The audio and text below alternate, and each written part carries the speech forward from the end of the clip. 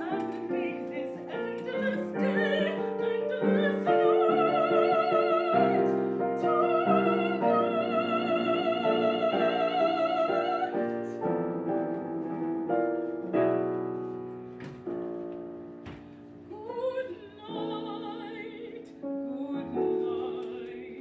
Sleep well, and when you dream, dream of me.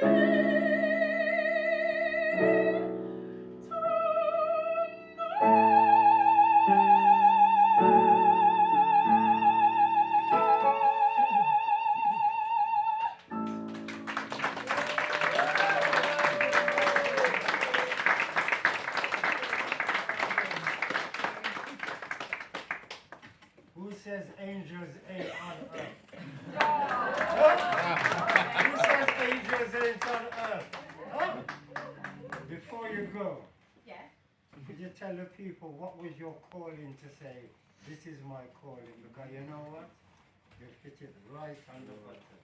You know? To find your calling Yeah. and to call it out. Actually, all right. Actually. So what gave you the inspiration to say, this is my calling and this is what I'm going to pursue? Really good question. I'm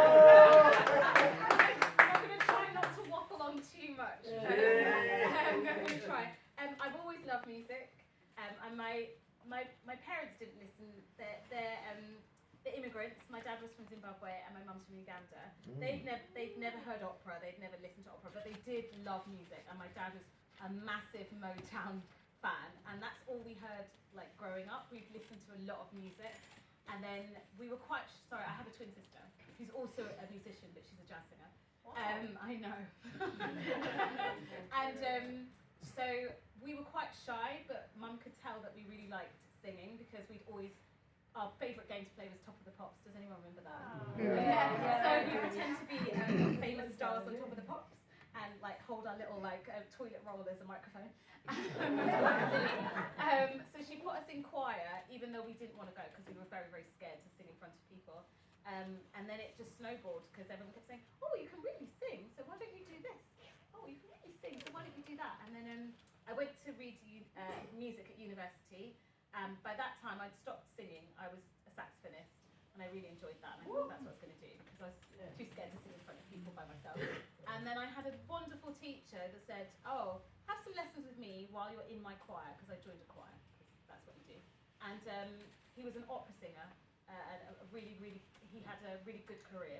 And he heard me sing, and he was like, "Oh, I think you could do this opera thing." I was like, "No, I don't think I can." So he let me listen to loads of recordings, and I was like, "Oh, do you know what? I think I can." So then it snowballed, and I never thought I'd be singing opera, but I knew I was going to do music. I knew I was always going to do something to do with music, and I'm so happy I get to sing to lots of lovely people like you. You're so kind. You're such a nice audience, and play with such amazing musicians. So yeah, that's how I got into it. That's a long answer. We are so lucky to have you and giving us the opportunity to hear you. So wonderful. Oh, thank you. Really Well, very sweet. Yeah, no, thank you. Have you been on X Factor? We're going to do this. There's been no practice. No practice. We're just going to do this. Okay? I'll start off and I hope you can help me. Okay. And I hope you can clap along. Okay. Okay? Let's try. 1, 2, 3. By the rivers of Babylon, Where we sat down, and everywhere, I heard this thing. when we remembered Zion, by the rivers of Babylon, where we sat down, and there we were again, when we remembered Zion.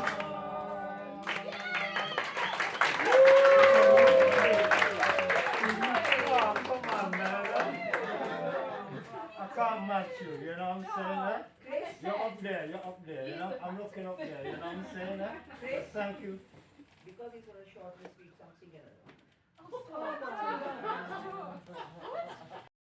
Well, it'd be a very few words, because like Chris was saying to me, I haven't really prepared no speech, I haven't really prepared no script or brought anything. I just brought myself. You know me as Carol, aka Sister Levi. I'm now on the radio. I'd just like to say a bit about Black history.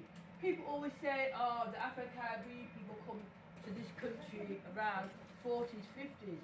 But when you look at our history, it goes deeper than that. Black people have been here since the 18th century. But also, as you know, with the war, the Africans were in the war with the Indians and the Asians and the English. We helped make sure that we won the war. My background really is Jamaican, but as you know, before we came to the Caribbean, we was in Africa. So from the Caribbean, like Ghana, we came from Ghana, it could have been Senegal, it could have been Zimbabwe, it could be anywhere in Africa over to the Caribbean. And also, it's not just Jamaica, it's Jamaica, Barbados, and Kids. The Caribbean is very wide. Every time some people see me, they'll say, oh, here comes Jamaica. No, I could be from Barbados, I could be from St. Lucia, I could be from Uganda, I could be from anywhere. And even though you see this brown skin, I could be from a lot of different places, you know? But also I've got English in me as well, what a lot of people don't know. Because obviously in the Caribbean and in Africa, some of our people are mixed. You know, the Irish came over and there was Indians as well, they all are mixed. I'm proud of my heritage. Even though I'm Afro-Caribbean, I've also got a lot of it in me. As you know, I'm a very lively person. I love coming here.